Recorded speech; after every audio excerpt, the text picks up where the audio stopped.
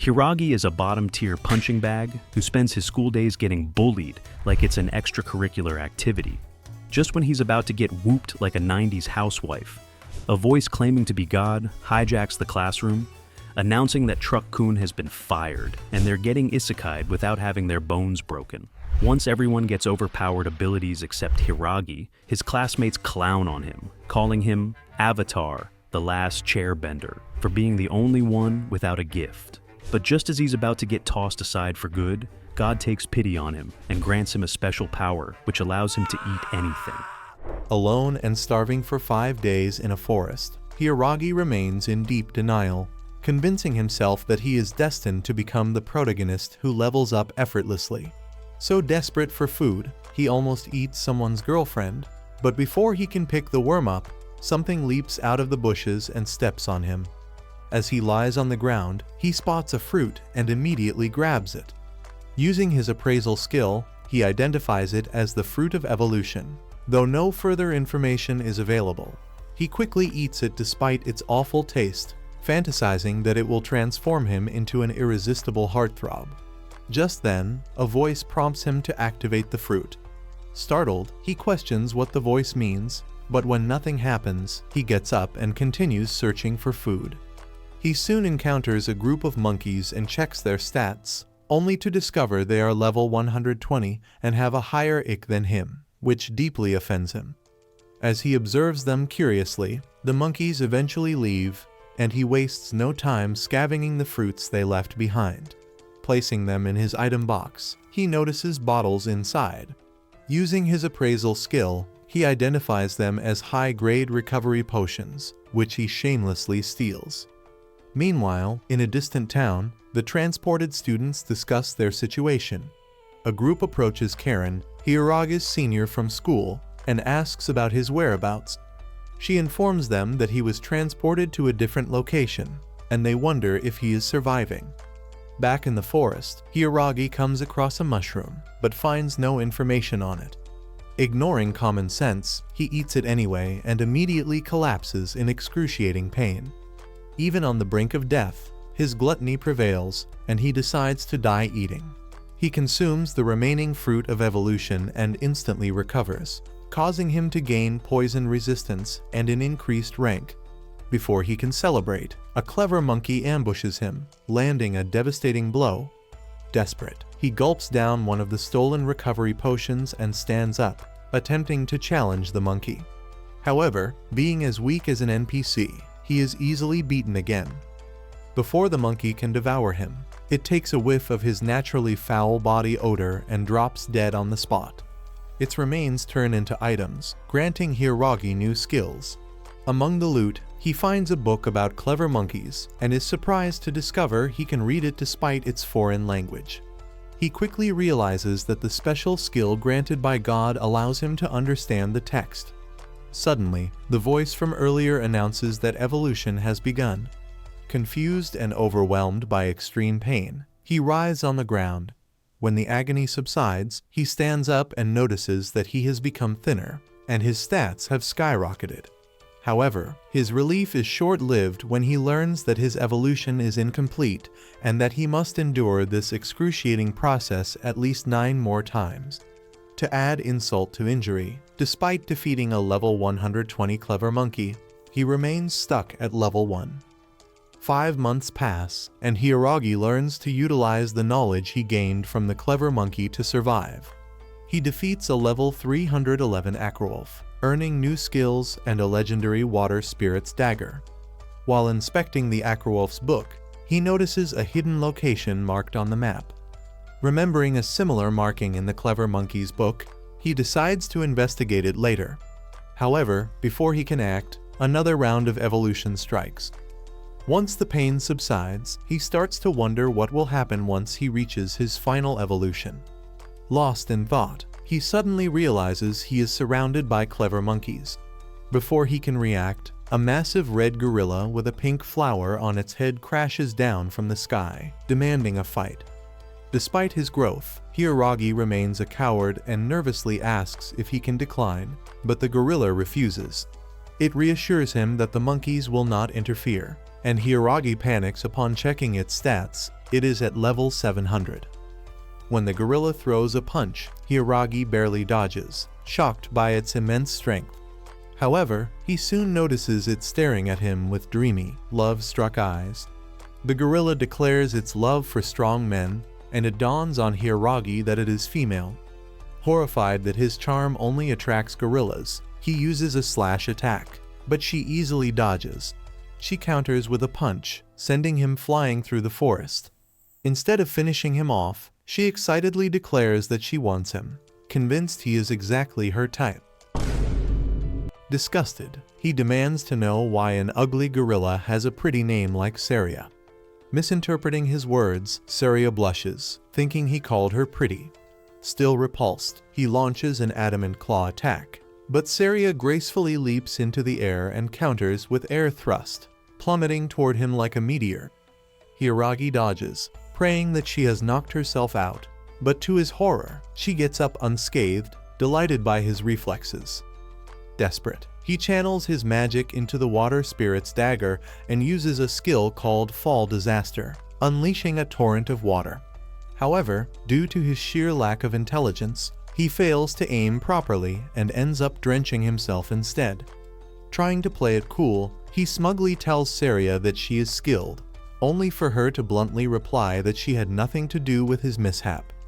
Mortified that even a gorilla is calling him out, he barely has time to react as she launches another flash fist attack, pummeling him mercilessly.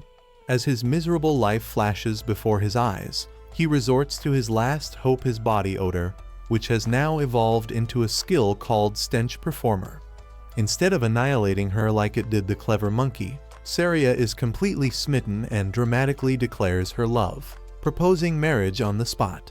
Finding himself on a date that he didn't consent to, Hiiragi finds himself relating to a woman for once in his life. Saria, however, continues to shower Hiiragi with love, insisting he eat her food and then eat what her mama made. Yeah, boy. Annoyed, Hiiragi tells Saria that he can't bump uglies with her since she didn't receive the human update yet. Completely smitten, Saria blushes and tells Hiiragi that if he closes his eyes, he will realize that her downstairs treasure box is the same as any woman's. Once his stomach starts growling in hunger, Saria insists he at least try the food. Reluctantly, Hiiragi tastes Saria's cooking and instantly gets a foodgasm. His princess treatment doesn't end there as Saria reveals that she stitched up his old uniform. However, this only upsets Hiiragi, who wonders why Saria isn't a female woman, as she is not just a perfect girl, but also a great dishwasher. Once Saria becomes busy with the dishes, Hiiragi wonders how he should escape this hell. Suddenly, Hiiragi recalls how there was a mysterious spot on the map, which he can use to his advantage since the clever monkeys do not know what lies there. All of a sudden, Saria pops up and asks Hiiragi if he is thinking about doing her in gorilla style, making the boy angry all over again. Deeply annoyed, Hiiragi asks her why she is able to communicate with him in the first place, causing Saria to reveal how she learned how to talk after discovering a bunch of books in the cave. She then proceeds to show Hiiragi a book, who realizes that the book contains valuable knowledge about home economics done with magic. Once Hiiragi is done examining the book, Saria tells him to call her honey, which puts Hiiragi's Cocktopus Prime in a coma for the next 12 months. Later on, as Saria hunts down some fish, Hiiragi eyes her level 100 Jayat and realizes that if she sat on his face, archaeologists would have to unearth him like a fossil. This pushes him to escape, but when he does that, he is greeted by a your mom-sized spider. Saria immediately comes to Hiiragi's rescue, landing a powerful punch that sends the spider flying off to 7th heaven. As she turns to Hiiragi with a concerned look plastered on her face, Hiiragi realizes how Saria has been nothing but loving towards him, while he behaved like a typical bully. Later on, Saria and Hiiragi sit down to eat when Saria casually reveals that today is Exploration Day.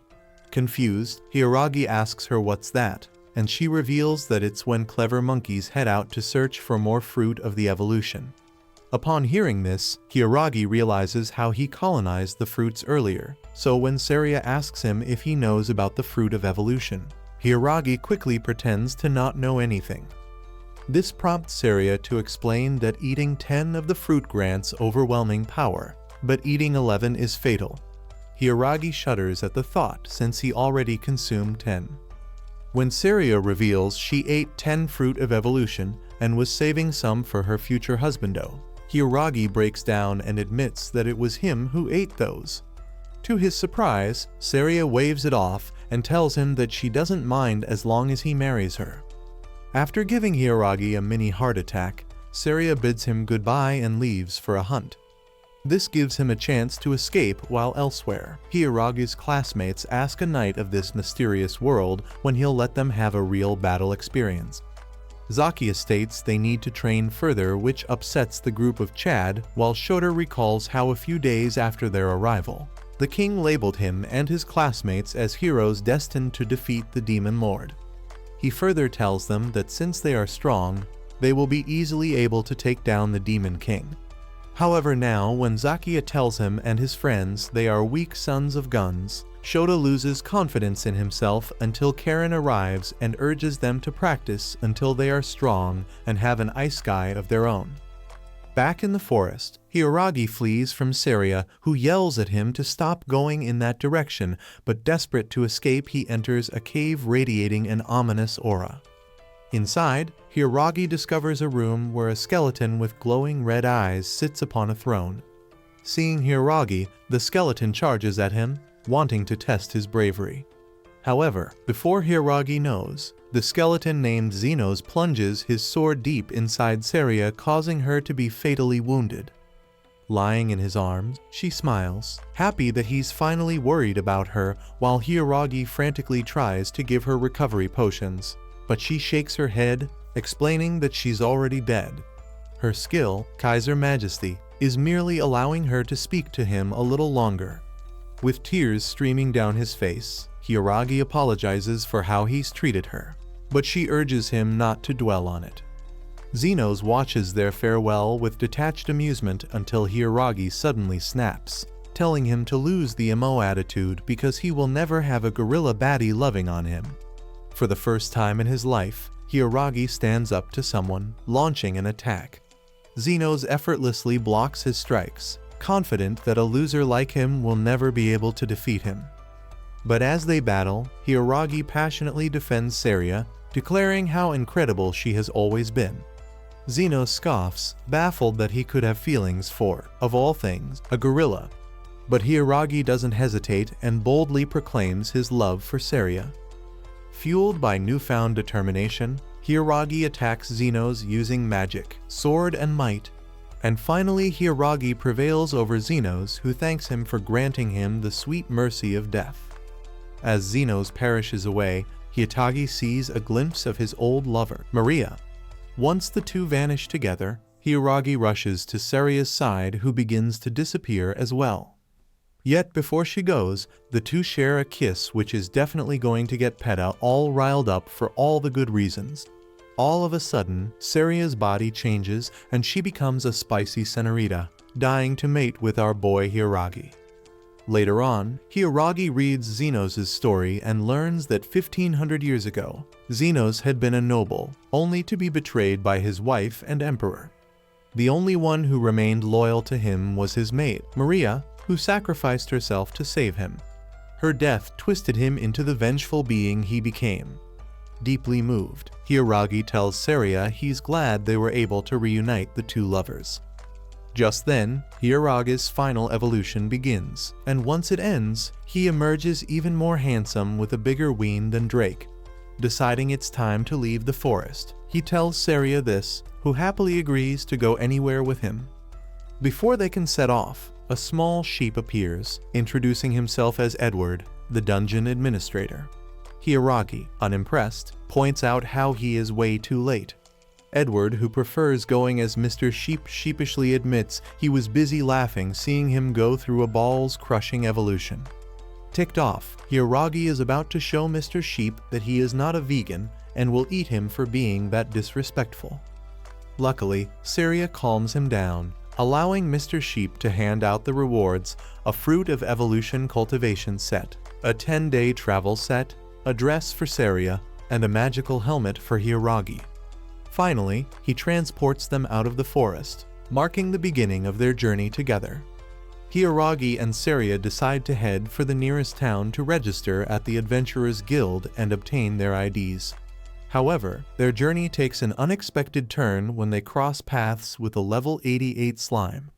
Despite its formidable rank, Hiiragi effortlessly defeats it, only to realize that he has become ridiculously overpowered. Among the loot dropped is a pair of boots, and when he equips them, skill cards pop out, boosting his level even further. Instead of celebrating, Hiiragi sulks, feeling like he is turning into some kind of final boss.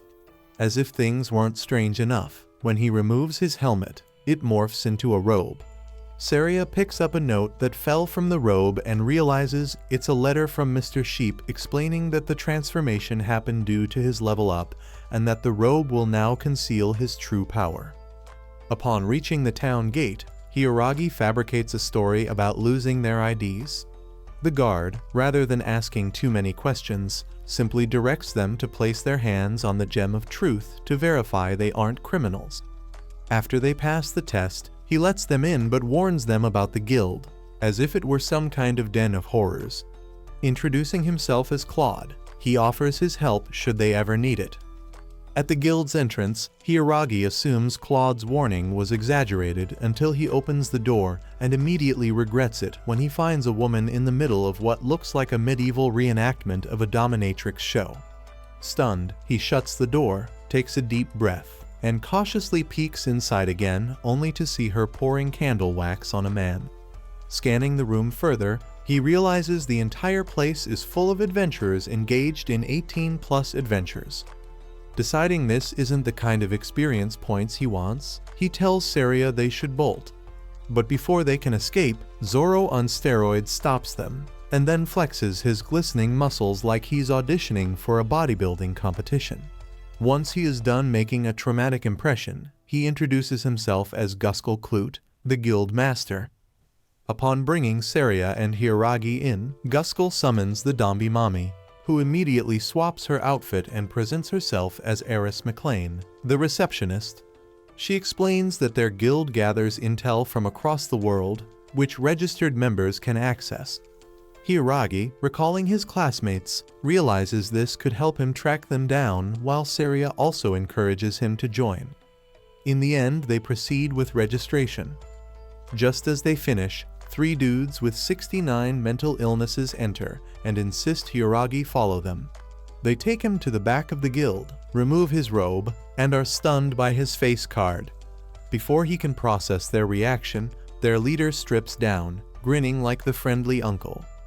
As they tell Hiiragi that this is their version of a Diddy party, Hiiragi decides to bolt, while the Diddler gang tells Hiiragi that he is going to enjoy this experience more without the baby oil. In the end, the Diddlers are left breathless and impressed by Hiiragi's will to keep his backside virginity still intact. They label Hiiragi as the man they have been looking for, but decide to stop chasing him for now.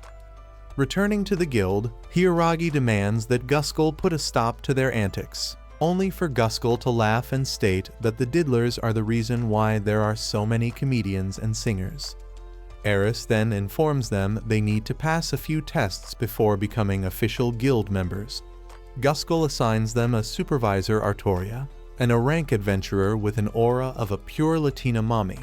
Hiiragi, however, is entirely distracted by her impressive assets. Lost in thought, he zones out completely until Saria snaps him back to reality. Artoria, already unimpressed, complains about babysitting them, but Guskel assures her that since Hiiragi survived the Mohawks, he can survive her. With a reluctant sigh, she agrees.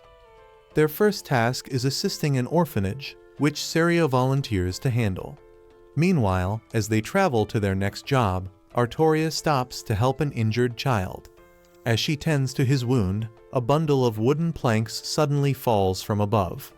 Before Hiiragi can react, Artoria shields the child using a defense skill, making him wonder if she saw it coming.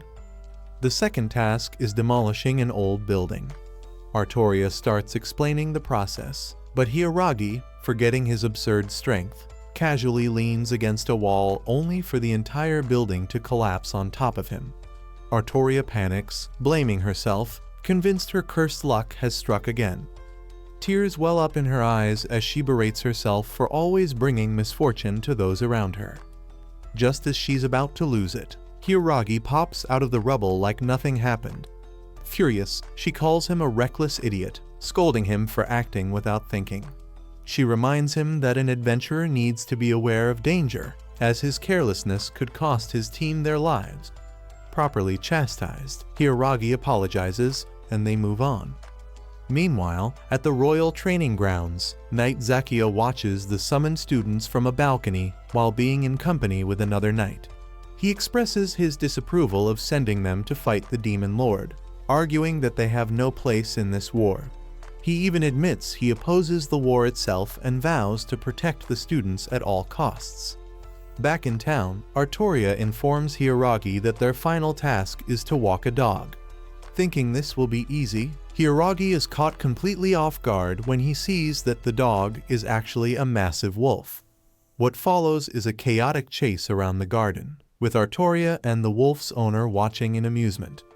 The owner comments that Artoria looks happier than usual, hinting that it's because of Hiiragi. Embarrassed, Artoria vehemently denies it, but it's obvious that she wants to slurp Hiiragi's babies straight from his meat pipe. After completing their tasks, they return to the guild, where Guskull, as if it's perfectly normal, pulls their reward out of his peach protectors. Trying to ignore that mental image, Hiiragi and Saria are then asked if they have a place to stay. When they admit they don't, Artoria, much to everyone's surprise, offers them a room at the inn where she's staying. Guskull and Eris exchange knowing glances, clearly amused by her uncharacteristic generosity. Realizing she's being too nice, Artoria tries to take back her offer, but Hiiragi and Saria quickly accept, sealing the deal before she can change her mind. Hiiragi, Saria, and Artoria head to a field for another test. Artoria explains that they need to gather 10 medicinal herbs, but before she can finish, Hiiragi dashes off without listening. Amused, Artoria watches as Saria runs after him. Saria hands over her gathered herbs, earning Artoria's praise, but Hiiragi presents mana mushrooms instead. When asked about the actual herbs, he cluelessly admits he never saw any, despite them growing right at his feet. Artoria, baffled by his complete lack of awareness, watches as he finally picks them up only for him to realize they aren't enough. Once again, he sprints off in search of the herbs without letting Artoria complete her briefing. As he aimlessly wanders, missing his mother's basement when he suddenly overhears voices, and as always, decides to investigate rather than completing his task.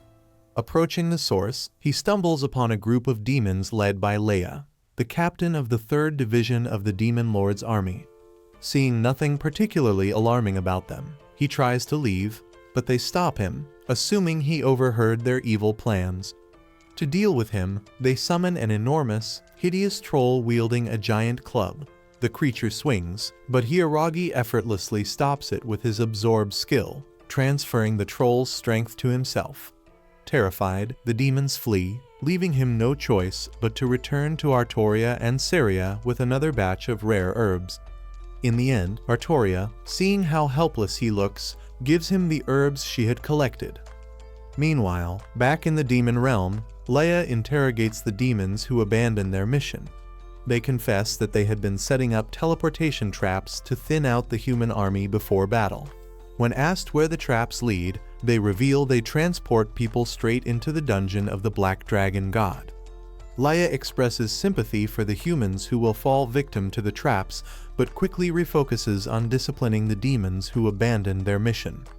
In the human realm, while waiting for Artoria to begin their final test, Hiiragi and Saria encounter Claude, the knight they first met at the town's gate. He asks them to continue being kind to Artoria even after their tests conclude. Just then, Artoria arrives and, upon seeing them together, questions their acquaintance. Claude merely states that she has met good people before wishing them luck in their final trial. The task is to defeat 10 slimes. When Artoria asks Saria about her weapon of choice, she casually replies that her knuckle sandwiches will suffice. Skeptical but intrigued, Artoria decides to just shut her trap and observe. The test begins, but just as Hiragi prepares to attack, the slime vanishes. Artoria inspects the area and realizes teleportation spells are scattered all over. She immediately calls off the test, instructing them to return to town.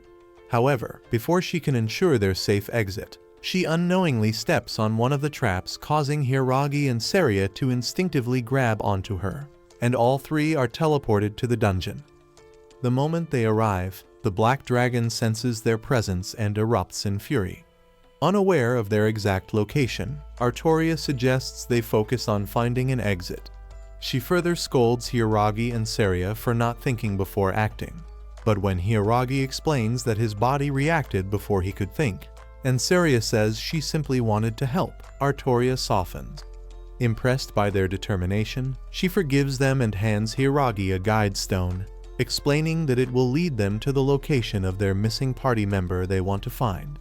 Moreover, if that person is in danger, the stone will glow red. Just as she warns them to stay together, Artoria accidentally triggers another trap, raising a stone wall that separates her from them. Despite calling out, they cannot hear her, so she sets out to find another way to reunite. Meanwhile, Hiragi panics and tries punching the wall, convinced he is a member of the FBI who can easily break down walls and doors. However, reality quickly sets in when Hiragi realizes he is a baboon who is only hurting his own hand. Saria, being a more level-headed person, reminds him of the guide stone. Though neither knows how to use it, Hiragi asks it to show the way, and to his surprise, it floats towards the wall. Elsewhere, Artoria battles a mummy that slams her into the wall with enough force to make her cough up blood. Despite her injuries, she manages to slice it in two. Exhausted, she collapses to the floor, hoping Hiragi and Saria are faring better. Meanwhile, the duo keeps running into dead ends. Just as Hiragi reaches his limit of frustration, Saria calls him into a room where she has found a large treasure chest. Hiragi, showing rare caution, immediately turns to leave, sensing something suspicious. As they argue over his trust issues, the chest suddenly grows limbs and attacks.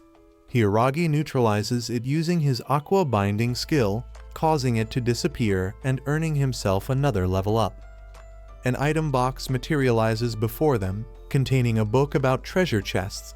From it, they learn that with the advent of item boxes, treasure chests lost their significance.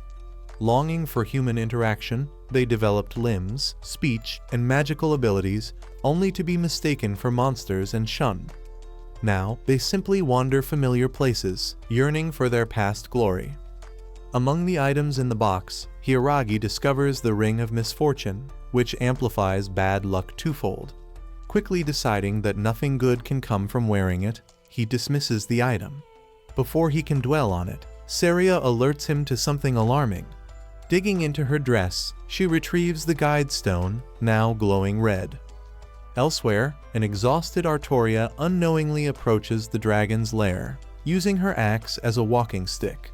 She pushes open the doors and steps inside. The moment the doors slam shut behind her, she senses a powerful presence before spotting the massive dragon, who immediately demands to know if she has come to be eaten. Without hesitation, Artoria asks if she should take off her pants, causing the dragon to unleash a burst of wind magic, sending her skidding backward. Undeterred, Artoria regains her footing and launches an attack. Back in the demon realm, Leia, having finished punishing her soldiers, dismisses their whining, insisting that she barely went easy on them. She remarks that the Black Dragon God is far worse, known as the strongest warrior in the Demon Lord's army, and that encountering him is a stroke of pure misfortune. Hiragi and Saria watch the glowing guide stone, recalling Artoria's warning about its color change. Realizing she is in grave danger, they panic as the stone flies out of Saria's hand and crashes into the wall. Fueled by desperation, Hiragi punches the wall again. This time, his strength shatters it, despite the pain in his fists. Inside the dragon's lair, Artoria fights valiantly but is overwhelmed. Determined to ensure Hiyaragi and Saria's survival, she unleashes her full strength, activating her Calamity Berserker state. The black dragon, unimpressed, effortlessly swipes her away, prompting her to charge again. But before she can reach him, he fires tail spikes that pin her to the wall. Commanding her to know her place, he watches as she struggles to rise, consumed by her berserker rage. This time, the dragon impales her once more, acknowledging her strength but makes it clear that resistance is futile. He tosses her to the ground, and as she lies there, she apologizes to Hiyaragi and Saria in her mind, believing she has failed them. Accepting her fate, she closes her eyes, bracing for the end. At the last moment, she hears her name. Opening her eyes, she sees Hiyaragi standing between her and the dragon, using his robe as a makeshift shield against its flames. Beside him, Saria smiles brightly, announcing that Daddy's home. Surprised to see her new comrades, Artoria asks them how they managed to get here. Saria gives her the whole story while Hiyaragi hands her the healing potion, which instantly fixes her fatal wounds. When Artoria inquires about the Black Dragon, Hiyaragi informs her that he still needs to defeat the Big Lizard. With that, he turns to face the Black Dragon, who cockily tells Hiyaragi to cancel his cooter-eating events because he's about to die today. Confident on his own, Hiyaragi prepares to annihilate the dragon. As Hiyaragi charges with instant movement, the dragon unveils his conquering claws, making Hiyaragi realize his opponent is extremely up. Using the status bar, he learns the Black Dragon is level 5000, twice more than Xenos' level. Resuming the fight, Hiyaragi avoids the dragon's tail using instant movement, but the dragon traps him with a spell and smacks him into a wall like a dark romance novel protagonist. After regaining his footing, Hiyaragi wonders why his absorb and bind resistance skills aren't working. He then watches as the Black Dragon prepares his ultimate skill Hell Inferno. Just when Hiyaragi is certain they will all end up at the cookout as food, he hears Saria call out, reminding him to use the skill he used when they fought. He instantly takes up her advice and activates Fall Disaster using his Water Spirit's dagger, drenching both himself and the dragon. The dragon, now absolutely livid, refuses to accept defeat at the hands of another insignificant human and launches another fireball. Hiyaragi dodges again, but the dragon's spell holds him still once more. As the beast charges up a finishing blow, Hiyaragi wills his body to move and, in doing so, acquires an intimidation resistance skill. Breaking free, he strikes before the dragon can react. Before perishing away, the dragon thinks about how his life didn't turn out the way he wanted it to. In the end, all that remained of the Black Dragon was the item box. Hiyaragi, now victorious but curious, wonders why the dragon despised humans so much. As he levels up, Saria tackles him in excitement. Once she is done groping him, Hiyaragi asks about Artoria, and Saria reassures him that the recovery potions knocked her out and she'll be fine when she wakes up. Relieved, Hiyaragi is ready to head home, but Saria asks if he even knows the way out. When the panic sets in, the duo decide to check the item box for answers. Inside, he finds various treasures, including the Black Dragon God's Gem, which promises to boost his stats and magic, causing him to have an affinity for spatial magic. With this, they can now journey back home. Hiyaragi also discovers a Black Conqueror's long coat, which will protect him from common weapons. The last item in the box turns out to be the Black Dragon's story. Skimming through, Hiyaragi and Saria learn that the dragon once protected humanity, but humans, being predictably greedy, plotted to hunt him for his valuable materials. In the end, it was the Demon Lord who had saved him. But when the heroes summoned by humanity defeated the Demon Lord, they sealed the Black Dragon in the dungeon, where he vowed revenge. Tears start pouring from Hiyaragi's eyes as he realizes he's basically walked into a high-budget Naruto episode, since every villain here has a tragic backstory. Just when Saria and Hiyaragi wonder where is Mr. Sheep, a smoke bomb explodes in Hiyaragi's face. now left with a cool hairstyle and a letter. Hiiragi angrily reads how Mr. Sheep is basically congratulating him from becoming a heartless monster. He also tells Hiiragi that he's going on a vacay, so he best not clear out any dungeons in the meantime. After raging out on Mr. Sheep, Hiiragi uses his spatial magic to make it out of the dungeon. He carries an unconscious Artoria who instantly wakes up after smelling Hiiragi's body odor. Once she is calm, she apologizes to Saria and Hiiragi for dragging them into her misfortune. To emphasize her point, she reveals her status, showing that her luck is a staggering -2 million, and explains that since birth, she's been labeled the bearer of calamity, bringing bad luck to everyone around her. Hiiragi, ever the problem solver, asks if there's a way to break the curse, but Artoria solemnly states that there isn't. When they arrive at the guild, Artoria questions Eris about the commotion. Eris explains that they are gathering intel to find their missing friends, but the real shock comes when she casually refers to Artoria as a friend. Overwhelmed, Artoria fights back tears until Hiiragi delivers an emotional speech from ChatGPT about how important she is to them. The intensity of it all becomes too much for Artoria, and she bolts, leaving Hiiragi stunned. Unlike other girlfriends, Saria urges him to go after another woman so they can have a spicy group project later in the bedroom. Meanwhile, in the demon realm, Leia informs her squad of the Black Dragon God's defeat. They are stunned, struggling to comprehend who could possibly be strong enough to take down their most powerful warrior. Meanwhile, Hiiragi uses the Guiding Stone to locate Artoria when he runs into Adriana, the woman whose dog he walked earlier. When he asks if she has seen Artoria, Adrian tells him she hasn't. Instead, she brings up Artoria's unfortunate condition and urges Hiiragi to stay by her side, causing him to reassure her that he has no intention of abandoning Artoria.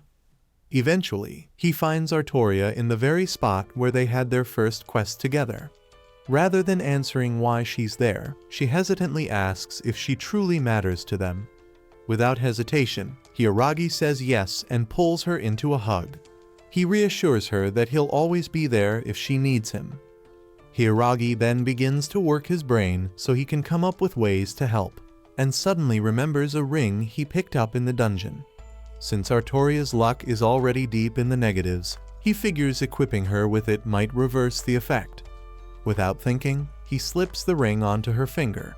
Artoria, wide-eyed, asks what it is, and Hiiragi casually explains that it boosts luck. Her reaction is unexpected. Artoria shoves him and runs off, leaving Hiiragi dumbfounded. As he processes what just happened, Hiiragi realizes he has technically proposed to her. Panic sets in, and he chases after her to clarify. But he stops when he recalls how happy she looked when he put that rock on her finger. Hiiragi stares blankly at his breakfast while Saria cheerfully munches away. Noticing his gloom, she asks what's wrong, and he sighs, confessing that Artoria has been avoiding him like he's the plague. Saria waves off his worries, assuring him that Artoria doesn't hate him. Probably. When he asks what she wants to do today, she enthusiastically suggests helping out at the orphanage. Hearing that, Hiiragi opts to gather information around town instead. After parting ways, Hiiragi heads to the guild, where he finds Guskull and Eris and hopes they have some leads on recent events, anything that might help him track down Karen and the others. Guskull, always reliable except for when he's bulking, mentions hearing about a neighboring country that recently summoned heroes to combat a resurrected demon lord, but unfortunately, that's all he knows. He then suggests checking the royal library for more details. All of a sudden, Guskull whips out a map from the depths of his speedos and hands it to Hiiragi. The sight alone nearly sends him to another world again. Meanwhile, in the Kaiser Empire, the king and his advisor discuss their newly summoned heroes. The king complains that the heroes haven't been tested in real combat, thanks to Zakia's interference. Hearing the king's whining, the advisor proposes sending them to Barbador Magic Academy, where they'll easily outshine the regular students, making the Empire look more powerful. At first, the king finds the idea a little sus. But the wicked advisor reassures him that since the heroes are just brain-rotted TikTokers, they'll be easy to manipulate. However, when the king asks how they will put this plan into action, the advisor casually suggests slapping enslavement bracelets on them. Back in town, Hiragi strikes out at the royal library, leaving with nothing but frustration. While wandering, he stumbles upon a young girl with dog ears selling paintings. Knowing this girl escaped the Nina Tucker fate, Hiragi offers to buy the painting, which makes the girl happy that someone is blind enough to buy her dumb drawings. After purchasing a painting, he follows the delicious scent of food into a hidden alley cafe. Inside, he finds only two people, a twink man and the bartender. As soon as his food arrives, Hiragi devours it like he hasn't eaten in years. The blonde man laughs at his lack of dignity and introduces himself as Ranz.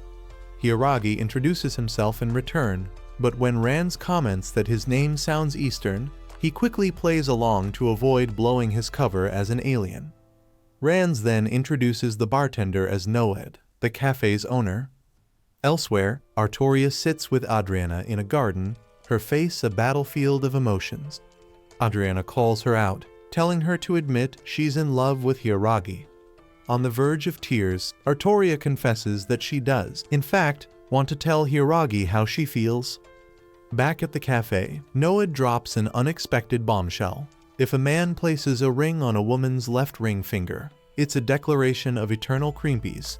And if he dares to take it back or call it a mistake, well, let's just say he will not be alive to find out what happens next.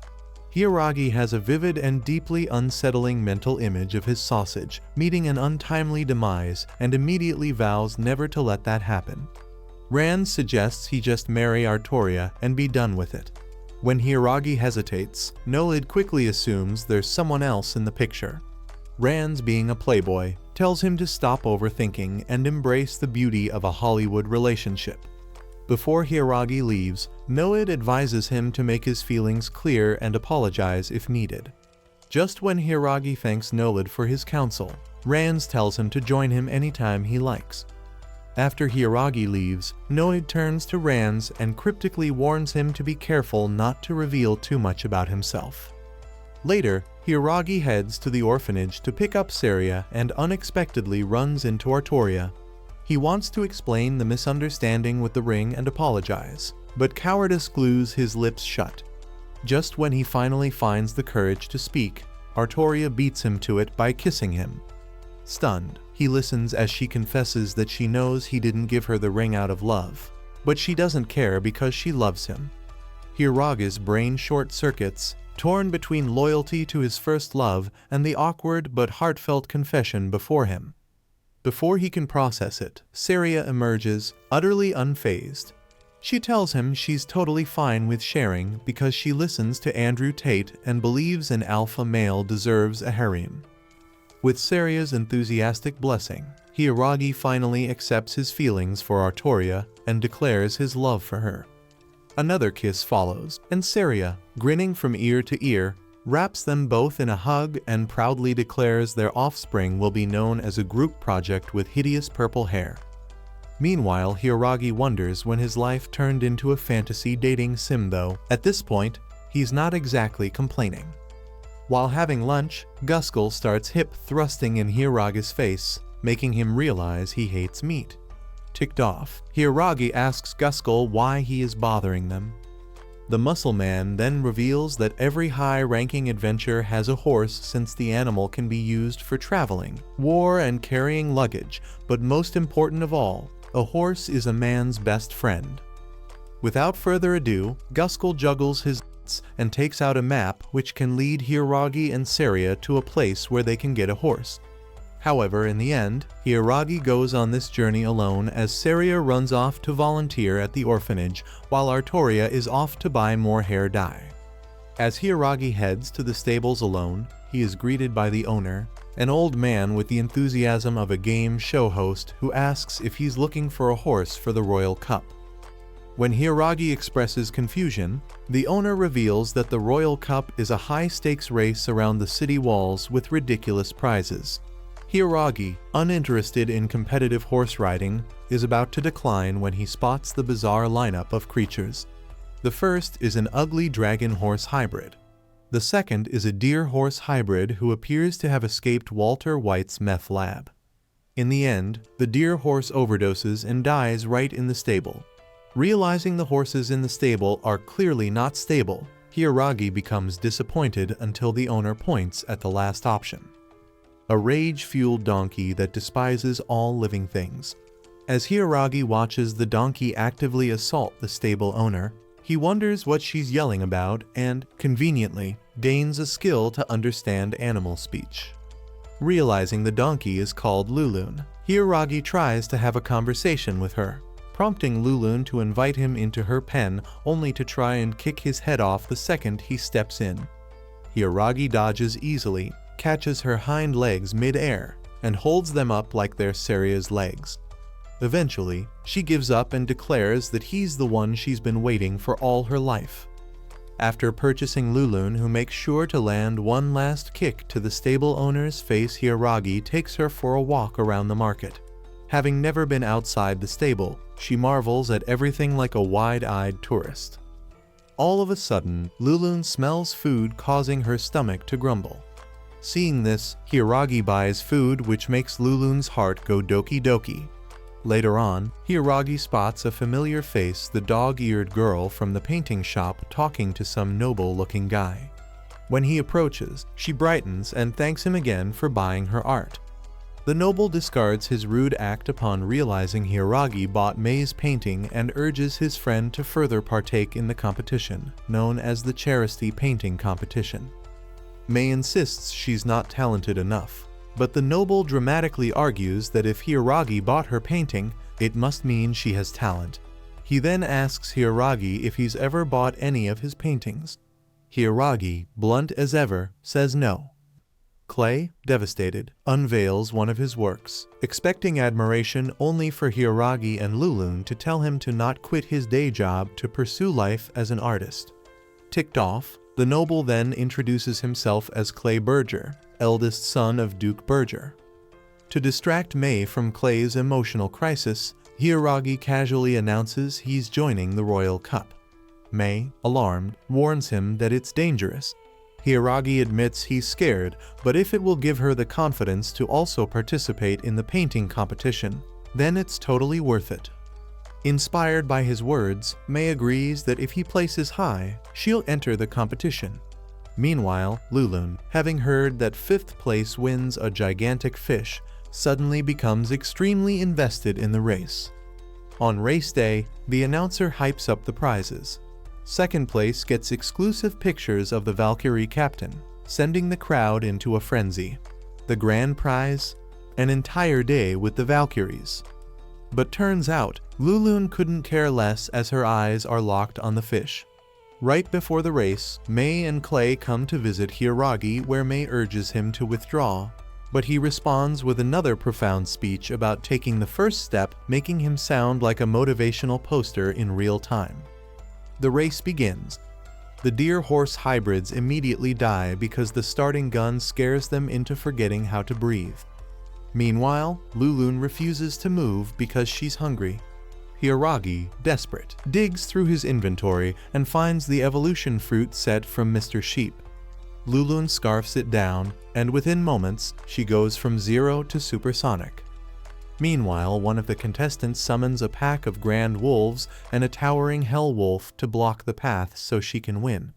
Just as the announcer considers canceling the race, Lulun blasts through at impossible speeds. Hiragi yells at her to slow down, but she yells back that she physically cannot. She leaps over the chaos and lands with enough force to send the wolves flying like bowling pins, and then, with a single kick, flattens the hell wolf. Terrified, the remaining contestants forfeit while Lulun runs across the finish line, securing 1st place.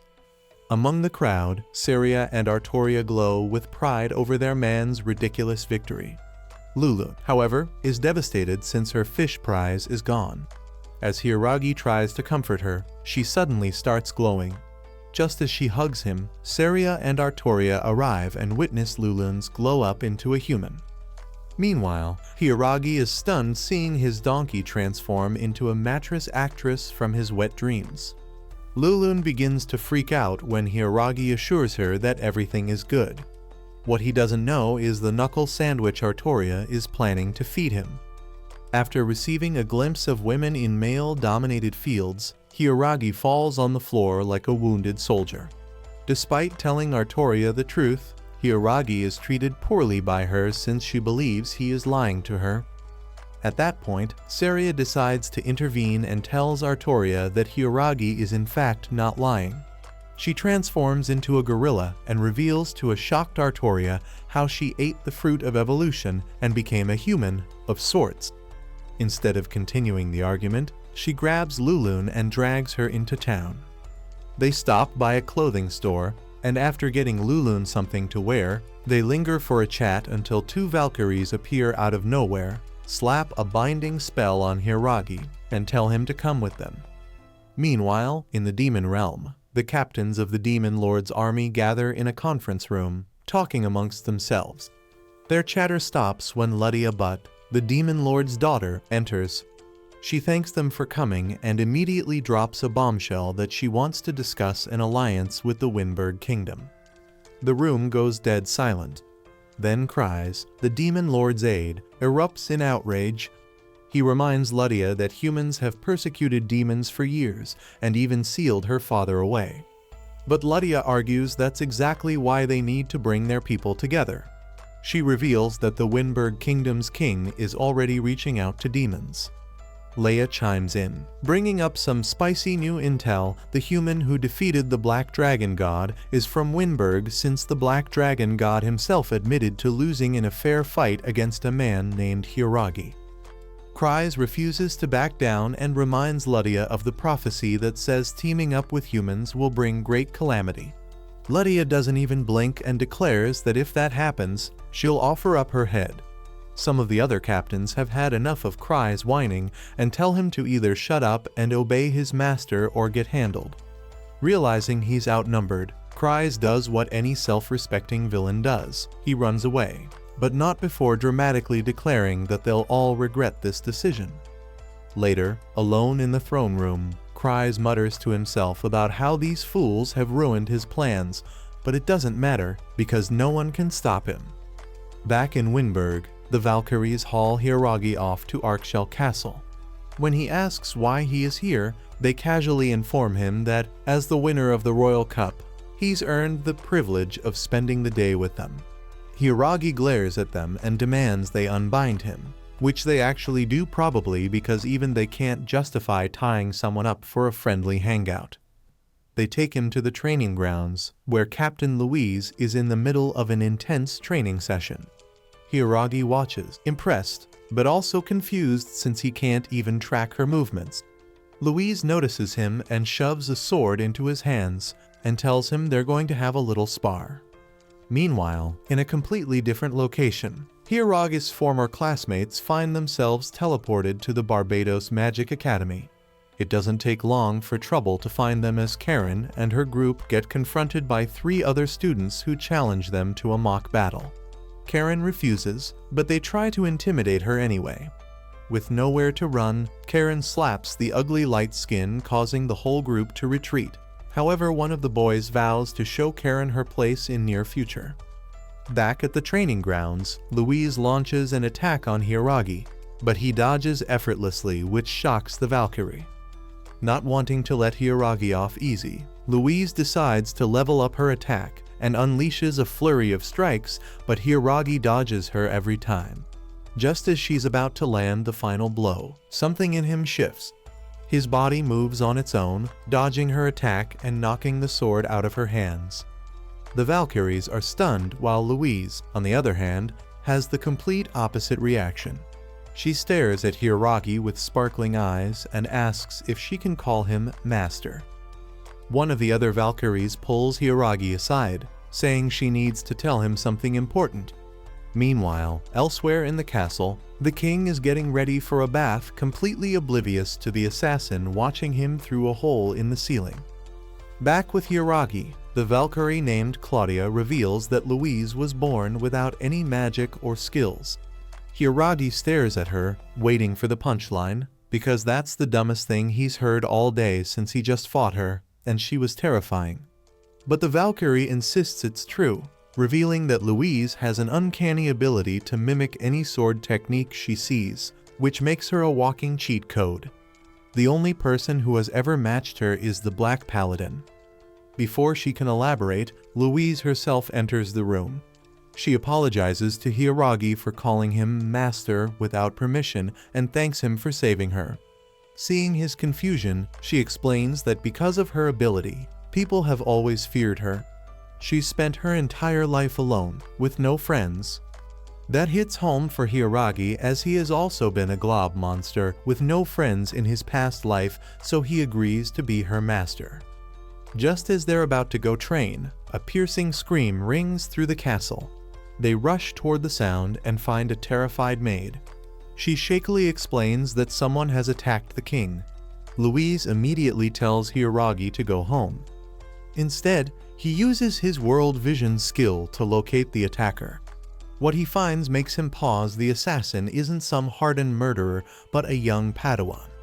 Still keeping tabs on the young assassin, Hiragi learns that her name is Olga, and she is enslaved by someone. Knowing that Olga should be learning alphabets, Hiragi questions the ick level of the king when suddenly Olga jumps through the roof. Now face to face with her, Hiragi tries to question Olga, who answers by throwing daggers at him. Hiragi quickly catches the weapons in his hand and tells Olga that she should be playing with dolls. All of a sudden, he receives the reflexive defense skill, causing him to involuntarily throw the daggers back at Olga. Luckily, the daggers only pin Olga to the wall. Just as Hiragi approaches to help her, Olga lashes out on him, making him realize that she is more of a zoomer than he realized. With Olga still flying her dagger, Hiragi sighs and knocks her out cold. When the Valkyries arrive, he reveals that Olga is the assassin. Despite her unseasoned appearance, Louise tells Lorna to interrogate Olga, while Claudia proudly reveals to Hiragi how Lorna has learned the art of chains and whips from Eris herself. Hearing this, Hiragi becomes nervous, but changes the subject by asking about the king.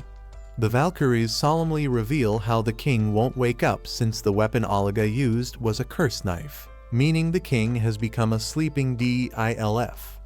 Hearing the girls speak about how the king may never wake up, Hiragi realizes he'll need the weirdo god to transport him to yet another world, cause this one is doomed.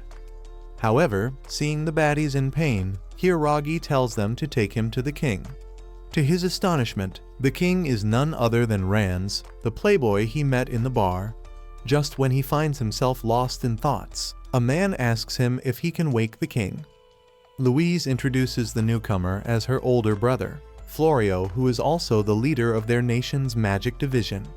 After exchanging basic introductions, Florio begs Hiragi to save the king. With his magic creation skill, Hiragi attempts to craft a spell to counteract the curse, though his mind continuously conjures the most ridiculous images. Frustrated, he tries again and accidentally mutters the words, "Get better."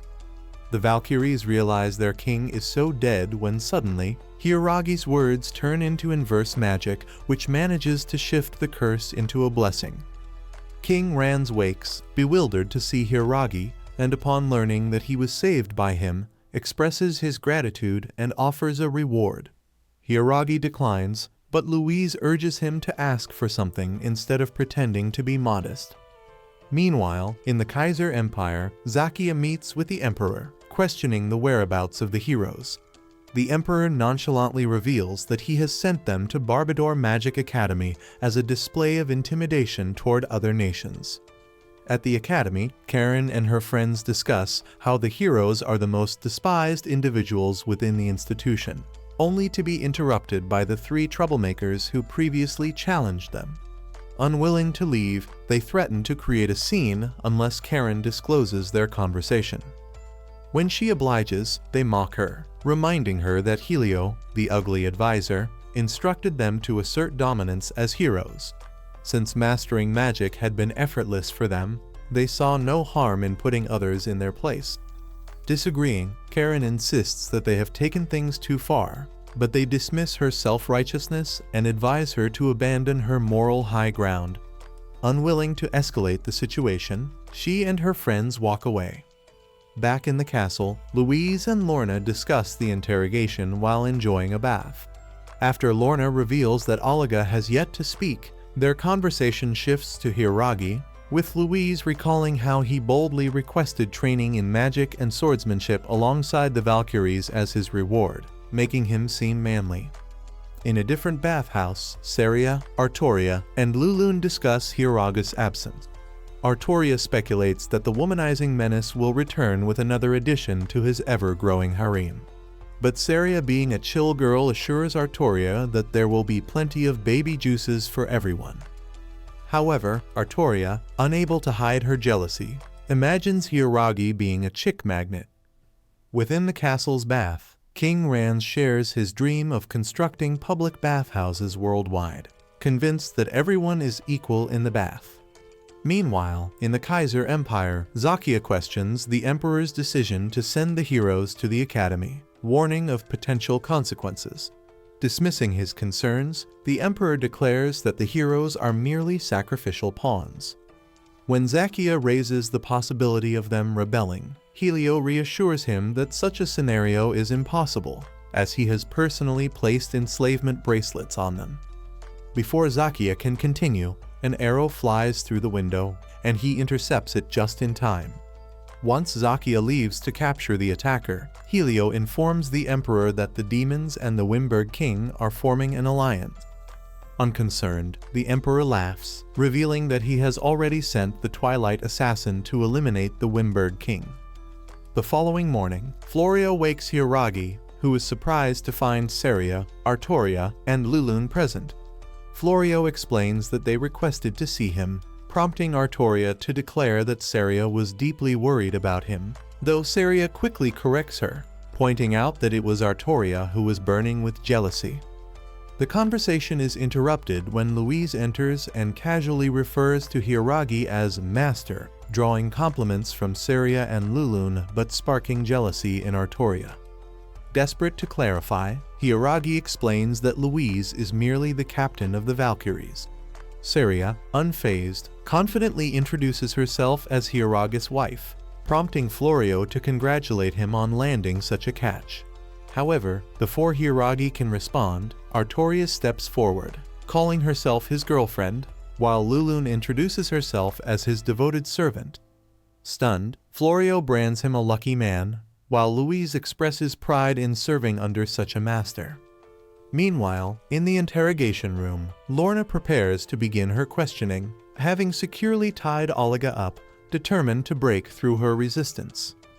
Lorna kicks off her interrogation much to Hiragi's frustration as he watches from the other room. She waves food under Olga's nose while casually munching away, but the whole thing is so unbearable that Hiragi can't take it anymore. He storms in with Louise right behind him, and they promptly untie Olga. Hiragi then declares an end to the nonsense and insists they let Olga eat as much as she likes. Once Olga has devoured the meal, Louise points out the real issue: the enslavement collar latched around her neck. This cursed accessory forces her to obey the commands of whoever put it on her, which explains why she attacked the king in the first place. Hiragi immediately questions why Lorna even bothered with an interrogation if Louise already knew this, but she sheepishly admits she only noticed it late. When he suggests simply removing it, Olga demonstrates why that's not an option 1 pull, and she gets zapped like a malfunctioning toaster. Seeing this, Hiragi fumes with anger as he wonders who would do such a thing to a young Padawan. Meanwhile, the king of the Kaiser Empire is losing his temper over Olga's failure. Helio, ever the ugly villain, reassures him that the slave collar remains intact. Without hesitation, the king greenlights Olga's immediate self-destruction. Elsewhere in the forest, Zakia trains, lost in thought about his purpose. His last encounter with an enemy lingers in his mind, a man who claimed he sought vengeance for a demon girl the king had ordered to be killed. The confrontation ended in a fight, with the stranger launching a storm of arrows, only for Zakia to deflect them all. As a parting shot, the man taunted him, calling him nothing more than a mindless puppet. Back in Winberg, Hiiragi learns that only the person who placed the collar on Olga can remove it, and no known spell exists to break it. Since that's unacceptable, he decides to create his own. He tries to visualize something useful, but when nothing clicks, he looks at Olga's pained expression and imagines the concept of freedom. Somehow, his mind conjures the most American symbol of liberation possible, Abraham Lincoln. And just like that, the spell, President Link, is created, which releases Olga from her enslavement. Now overwhelmed, Olga bursts into tears, leaving Hiiragi utterly baffled by the reaction. Saria quickly swoops in for a comforting hug, while Artoria is appalled by the cruelty inflicted on a youngling. Meanwhile, Lulun remains completely unfazed, too busy polishing off the leftover food to care about the emotional BS happening around her. Now free, Olga reveals the grim truth about the Kaiser Empire. Turns out, beast folk are brutally persecuted. Adults are sent to concentration camps, while children are trained as assassins. Having lived as a tool of war for as long as she can remember, she believes she holds no value beyond her skills as a slayer. However, Hiiragi doesn't have any of that and takes her hand, declaring that she gets a fresh start. The real villains, he insists, are the ones who deemed her kind unworthy. He even volunteers himself as her new elder brother, much to Saria's delight.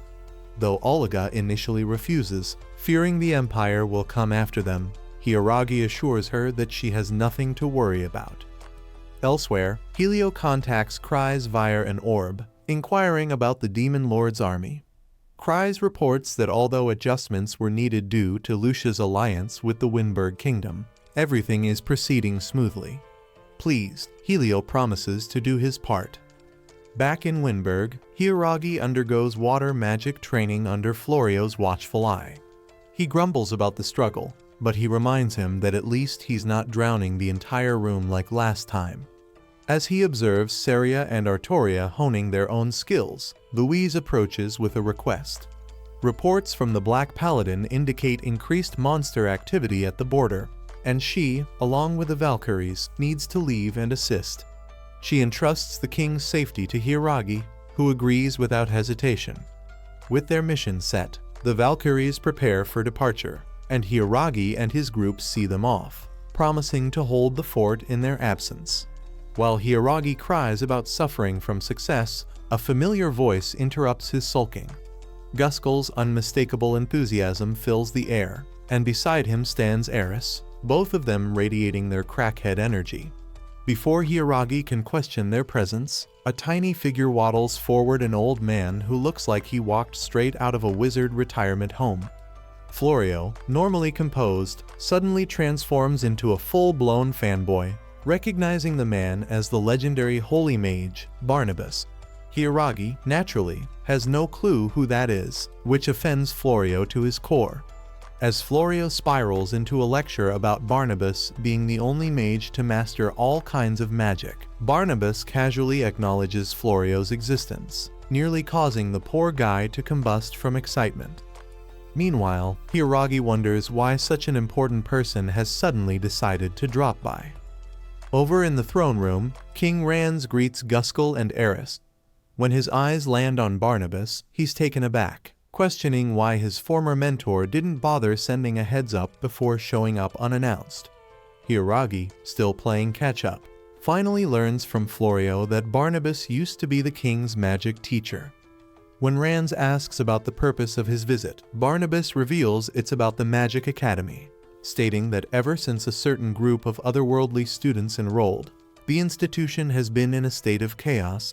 Before Hiiragi can confirm whether his former classmates are involved, a knight rushes in, frantically reporting an incoming monster horde. 5,000 creatures, all high-level threats, are advancing toward the capital.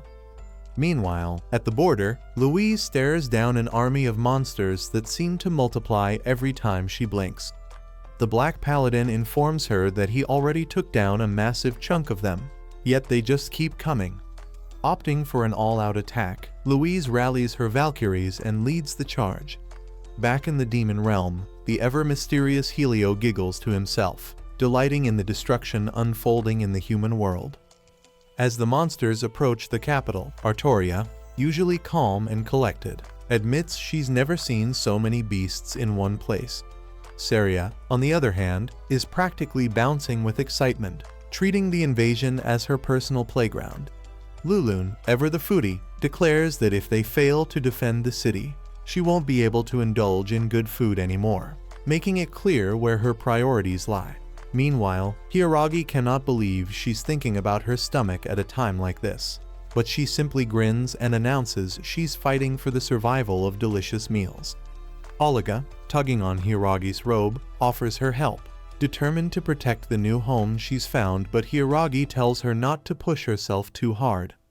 With the entire guild ready for battle, Hiragi is once again reminded of just how bizarrely powerful his allies are. Before he can join them, Barnabas places a hand on his shoulder and tells him to stay back and watch the madness unfold. Guskull, defying all logic, obliterates monsters purely with the power of his rippling muscles. Eris immobilizes several beasts with her whip. The baby-faced alchemist tosses milk bottles that, for some ungodly reason, explode on impact, while the town flasher blinds enemies using a strategy Hiragi refuses to acknowledge. Claude, the sole statue of normalcy, fights with actual skill. Even the Mohawk brothers unleash some ancient clan technique that, against all odds, looks undeniably cool.